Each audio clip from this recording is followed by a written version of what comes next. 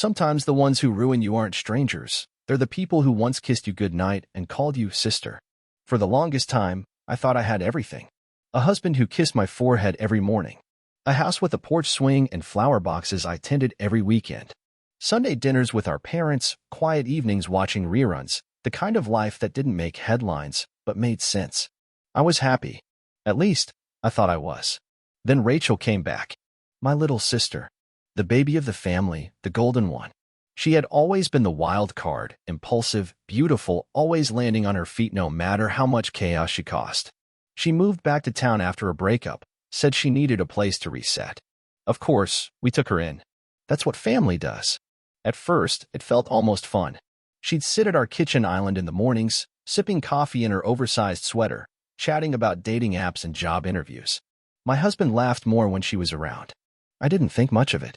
They joked easily. Inside humor. Shared looks I brushed off. She was my sister. He was my husband. What could go wrong? But little things started to bother me. Like how she remembered his favorite cereal but never helped with dishes. Or how she'd sit a little too close during movie nights, legs tucked beneath her on his side of the couch. I told myself I was being paranoid. Jealous, maybe. She was always magnetic. That didn't mean anything. But the laughter between them changed. It grew softer, quieter, private. And the house, once filled with easy rhythm, started to hum with something else. A silence under the sound. I didn't know it yet, but something had already broken. It hadn't shattered. Not yet. But the first crack was there. And once you see it, really see it, you can't pretend it's not spreading. You don't need proof when your heart already knows, but eventually, the truth stops hiding anyway. It started with small things. A towel I never used, damp on the bathroom floor. A shirt of his I hadn't seen in weeks suddenly back in rotation, but smelling like her perfume. The couch cushions always slightly shifted in the morning, like someone had sat there too long after I went to bed. I told myself stories. Rational explanations. Maybe she couldn't sleep. Maybe he was being nice. Maybe I was tired, overthinking, unraveling. But then there was the bed. One morning, I noticed the sheet corners weren't tucked the way I left them. The pillows were wrong. His was on my side. Mine fluffed in the center. I stood there for a full minute, just staring. I hadn't been out of town. I hadn't stayed at my parents'. So why did the room feel borrowed? Still, I didn't say anything. I wasn't ready to be right. I wasn't ready to admit that the worst answer might be the true one. Then came the coincidence that broke the last of my denial. I came home early from work. A power outage had shut down our office. I didn't call ahead. I thought I'd surprise them, maybe cook something warm and simple for dinner. I walked in and heard laughter. Hers. His. The kind of laugh people share when they think no one's listening. I stepped into the hallway and saw them through the cracked living room door, her hand on his arm, their knees nearly touching. They weren't kissing, but they didn't have to be. When they saw me, they jumped apart like teenagers caught in the dark. He stammered something about a funny video. She looked away, suddenly interested in her phone. That night, I barely slept. I lay awake replaying every detail, every whisper, every look, every touch I'd ignored because I didn't want to be the kind of woman who doubts her husband. Or her sister. But I was done explaining things away. They thought I was blind. They forgot I was quiet, not clueless. And now? I was done being quiet.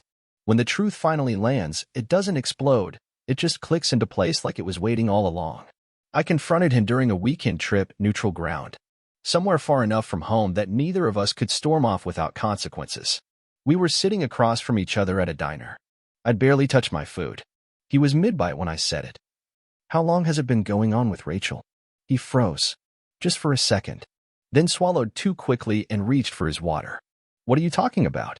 I didn't blink. Didn't flinch. I just repeated the question. His shoulders sank before the words even came. And when they did, they weren't dramatic. They were quiet.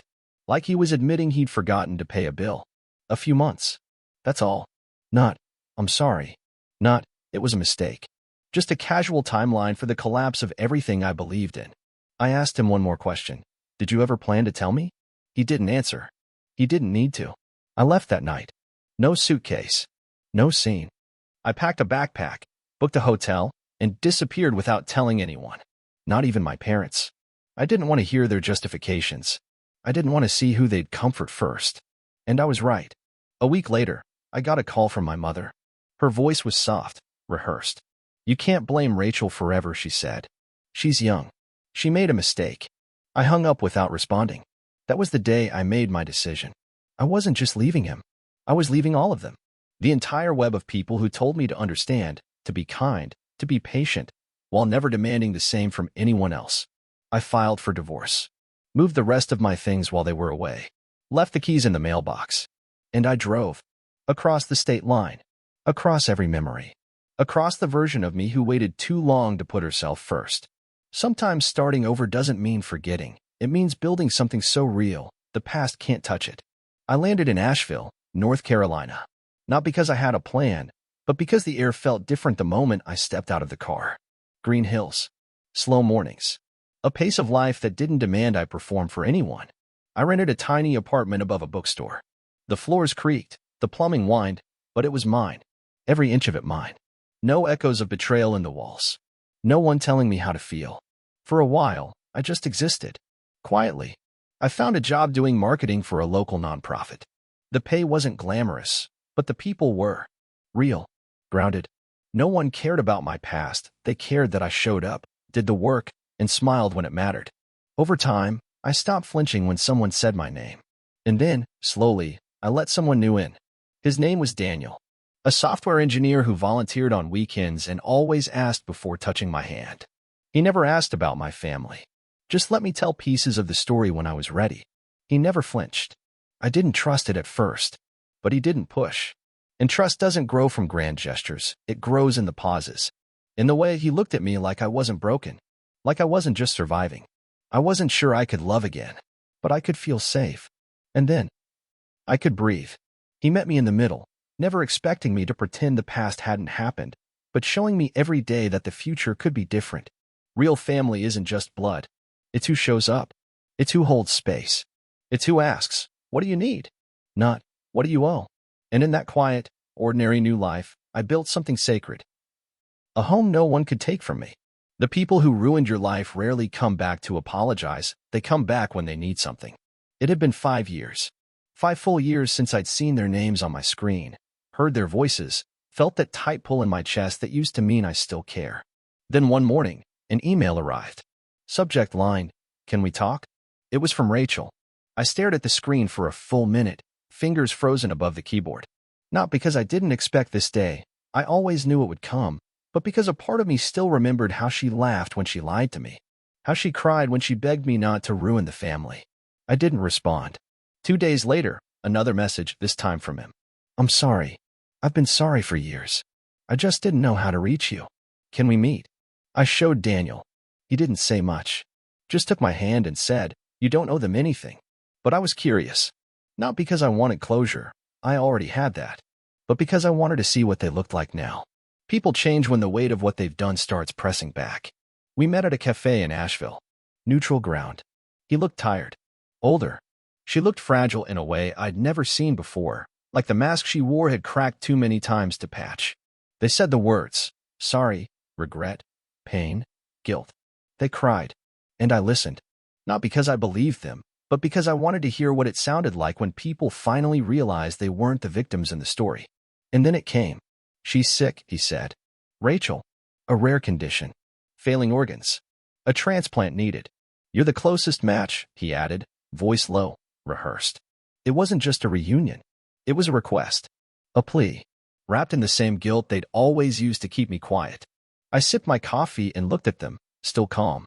And for the first time, I realized they weren't coming to me out of love. They were coming out of fear.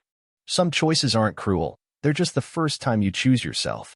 The request echoed in my mind long after I left the cafe. A transplant. A part of me, my body, to save the sister who once shattered my life without hesitation. I didn't respond right away. I let the silence stretch. I wanted them to sit with the weight of what they were asking, of who they were asking. That week, the messages increased. My mother called, the first time in years. Her voice was aged, cracked by time or regret, or maybe just the pressure of needing something from someone she'd once dismissed. She's your sister, she whispered. I didn't argue. I just listened. You don't have to forgive her, she continued. Just help her. Please. Be the bigger person. That phrase hit me like a slap. Be the bigger person. Again. Always. I hung up. I walked to the edge of the park near my apartment, the one I discovered in my first lonely weeks in Asheville. I sat under the same oak tree where I used to cry in secret, where I first decided to stay. And I asked myself, if I do this, who will be there for me after? The answer was simple. No one. Because the people begging for my forgiveness weren't asking to heal the past, they were asking me to save their future. Not for love. Not for reconnection. For survival. And I was done being their safety net. That night, I wrote a single message. No. Please do not contact me again. I didn't explain. Didn't justify. Didn't apologize. Because choosing peace over guilt isn't selfish. It's survival. And I chose myself. True freedom isn't when they stop asking. It's when you no longer feel compelled to answer. I saw her once more by chance. It was a hospital lobby. I had an appointment with my doctor, nothing major. She was being wheeled out as I stepped through the entrance. Our eyes locked, just for a moment. She looked thin, fragile, human in a way I'd never allowed myself to see her before. Her lips parted, like she might say my name. But I didn't stop. I gave a slight nod, acknowledgement, nothing more, and walked past her, through the sliding doors, and into the bright morning sun. Not because I was cruel. Because I was clear. I wasn't there to hurt her. I was there to live without her. They tried again, of course. Emails from her husband. Another voicemail from my mother. Please. Tears. Promises. But I'd already decided. There are some things you don't come back from. And that's okay. Not every story ends in reconciliation. Some end in silence, not out of hatred, but self-respect. I never responded again. I built the rest of my life on stronger ground, with people who didn't need to be convinced of my worth. With a partner who stood beside me, not behind me. With a quiet joy that didn't need to be performed. I wake up now and don't flinch at my reflection. I walk through my home, my life, without wondering what I gave up to keep someone else comfortable. They lost access to me. That was the consequence. And I gained something in return. Myself. And if you ask me whether I ever think of them, the answer is yes. I think of them as I close my front door each night, make tea, and sink into the silence I used to fear. Not with bitterness. With peace. Because in the end, I didn't need closure from them. I just needed the strength to stop asking for it.